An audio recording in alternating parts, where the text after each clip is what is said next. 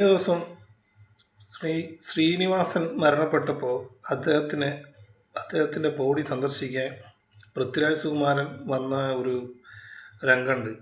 അപ്പോൾ അതാണ് ഇപ്പോൾ സോഷ്യൽ മീഡിയയിലൊക്കെ ഭയങ്കരമായിട്ട് വൈറലായിട്ട് ചർച്ച ചെയ്ത് നടക്കുന്നത്. അപ്പോൾ അതിൽ എനിക്കൊരൊറ്റൊരു കാര്യം പറയാനുണ്ട്. അതായത് പൃഥ്വിരാജ് സുകുമാര, നിങ്ങളെന്തൊരു മനുഷ്യനാണ്. ഒരു മരിച്ച വീട്ടിലേക്കാണോ ഇങ്ങനെ കൂളിംഗ് ഗ്ലാസും 5-6 ബോഡി ഗാർഡുമാരൊക്കെ ആയിട്ട് വന്നിട്ട് ഇതെന്താ കഥ? ശ്രീനിവാസൻ്റെ പിറന്നാളാഘോഷത്തിൽ പങ്കെടുക്കാൻ വന്ന അവിടെ ഒരാൾ മരിച്ച് കിടക്കുകയാണ്. ഇയാൾ കൂളിംഗ് ഗ്ലാസ്സൊക്കെ വെച്ച് 5-6 ബോഡി ഗാർഡുമാർ ചുറ്റും ഇതൊക്കെ കൂടിയൊക്കെ ആയിട്ട് ഭയങ്കര മസിൽ പിടിച്ച് നടന്ന് വന്ന് വീട്ടിലേക്ക് ഇങ്ങോട്ട് വന്ന് കൂളിംഗ് ഗ്ലാസ് ഊരി മറ്റവൻ്റെ കയ്യിൽ കൊടുത്ത് എന്നിട്ട് ഇങ്ങനെ കയറിപ്പോവുക. അതൊക്കെ എന്ത് ഷോ ആണിത്? ഇതൊക്കെ വളരെ വലിയ ഷോ തന്നെയാണ്. ഇത്രയൊന്നും ഇതിൻ്റെ ബിൽഡപ്പിൻ്റെ ഒന്നും ആവശ്യമില്ല. സാധാ മാതിരി വരിക, പതുക്കെ വരിക, വന്ന് മരണം കാണുക, ഓരോ ദുഃഖത്തിലൊക്കെ ഒന്ന് പങ്കെടുക്കുക, പോവുക. അതൊക്കെയാണ് ഒരു മരണം വിട്ട് ചെയ്യേണ്ടത്.